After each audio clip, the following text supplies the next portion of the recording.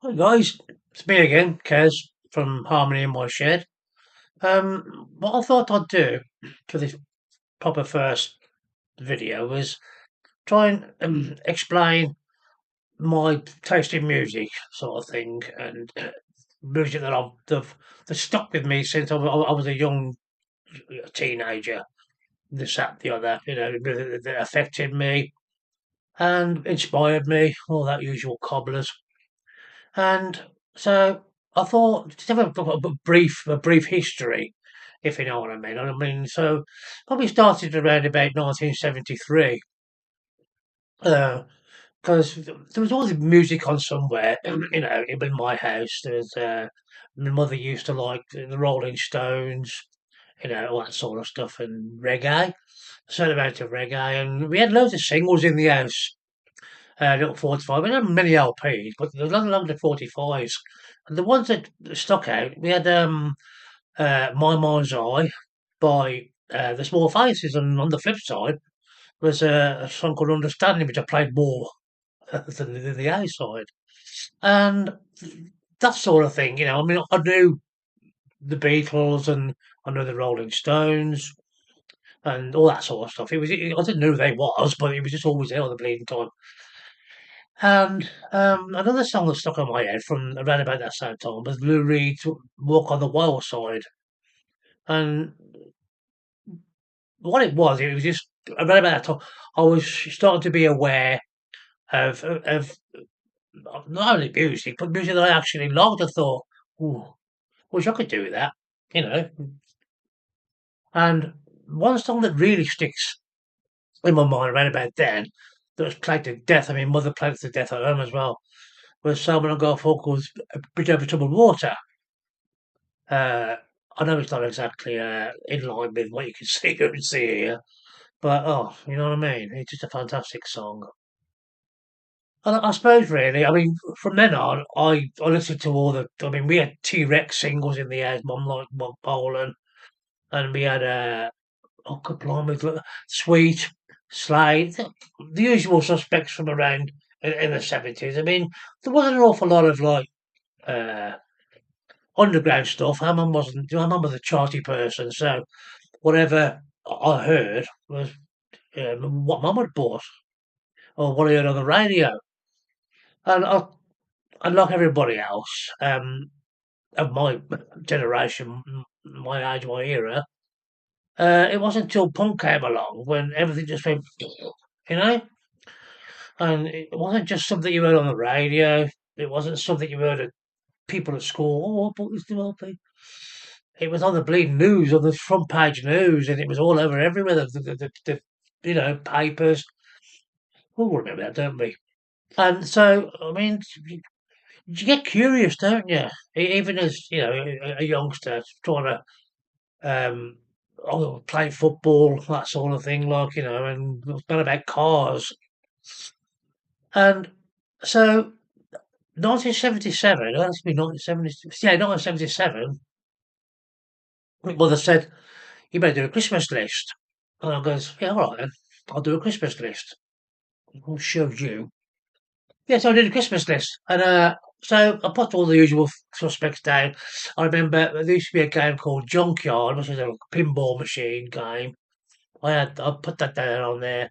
Mastermind, oh God, everybody had it. And there was a game called Payday, which was a board game which I really, really liked. To play on my own, which probably says more about me than just a game. So anyway, all that usual stuff was on the Christmas list, but I put on there because I was curious. I put on never mind the bollocks, the Sex Pistols onto the list, and I got all the singles, which I can't really remember what they were. Anyway, fine, there you go, Mum. Off you go.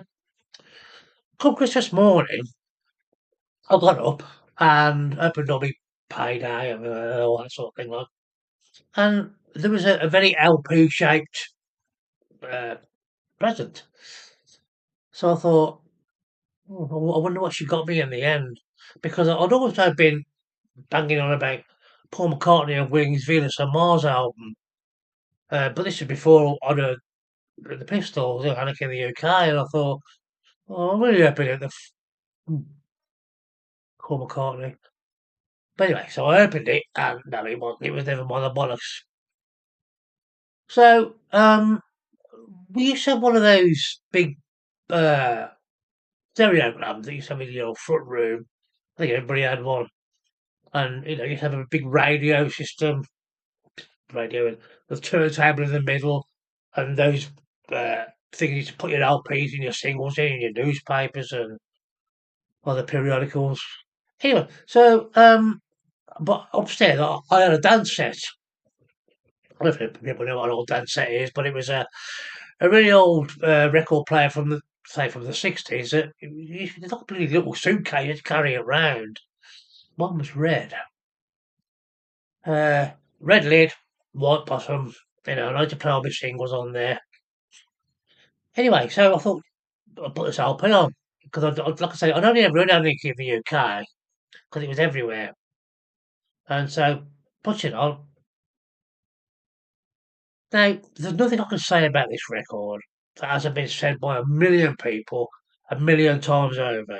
But it actually did um, affect everybody. Well, I mean, like young people, and it certainly affected me because it was around about this time that I was getting interested in playing the guitar. And the guy who was teaching me at the time, he was teaching me like Bob Dylan and Blowing in the Fucking Wind or whatever, and the Eagles.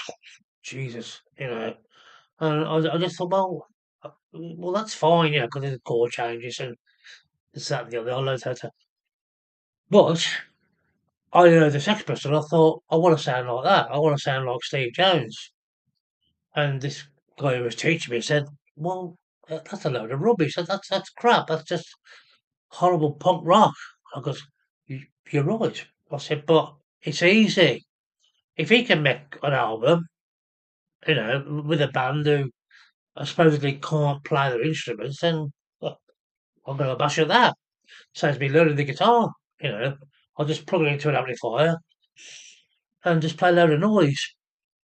So anyway, um, that's how the album affected me. I mean, I know loads of people have said it before, but it's true. It did sort of realise you don't have to be Brian May or Eric Clapton or all the other twiddly diddly people to make a decent record, or even a half decent record, or maybe a bad record. So anyway,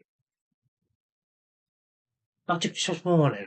So I opened this present like, and I got the LP out, and my mum went, I goes, what?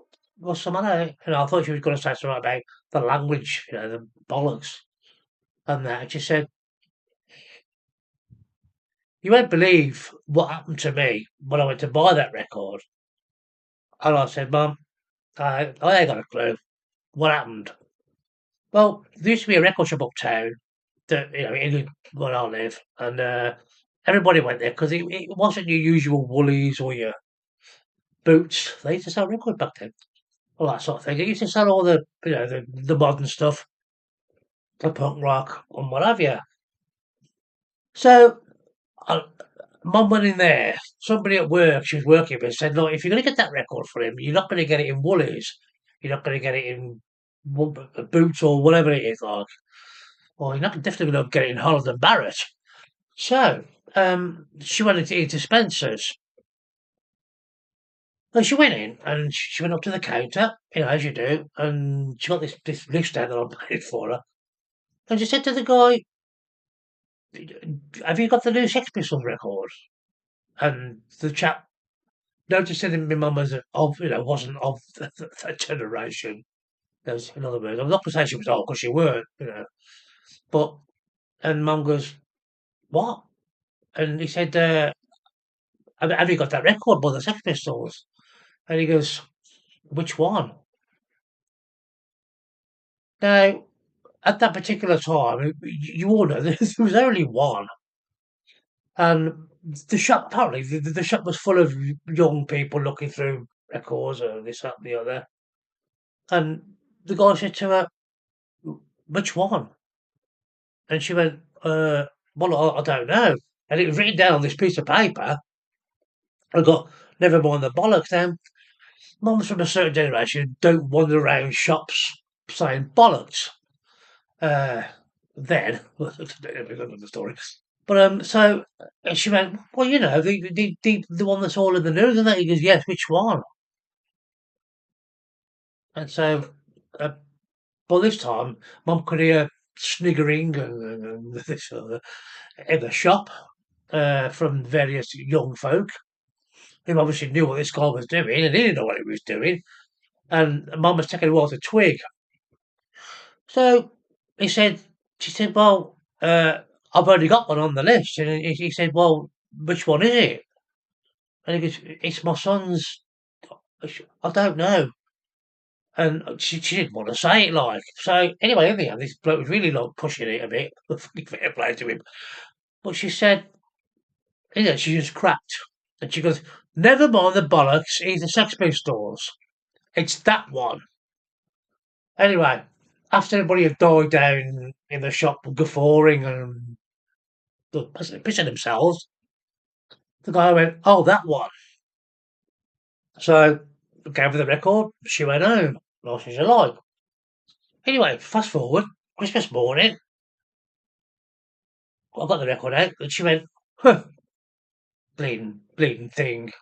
Now, I thought she meant, you know, because of all the negative press and you know, around the album. And I goes, Samara.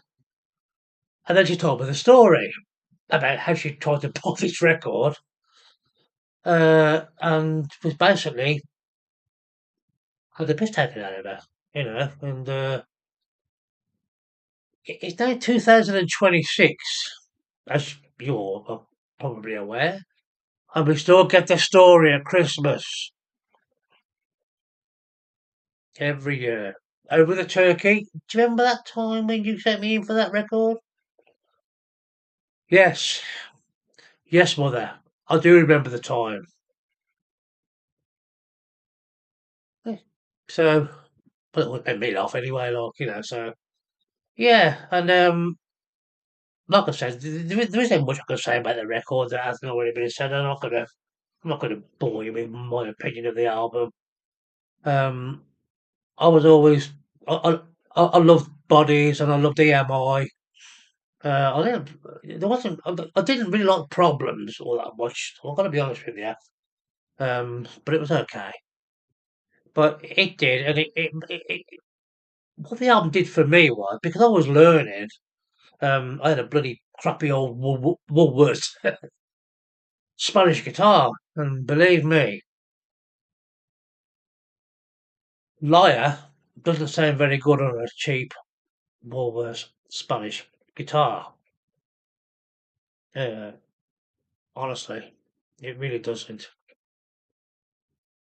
So anyway, yeah. So never mind the bollocks. Either Sex Pistols was probably the first record that got me by the bollocks.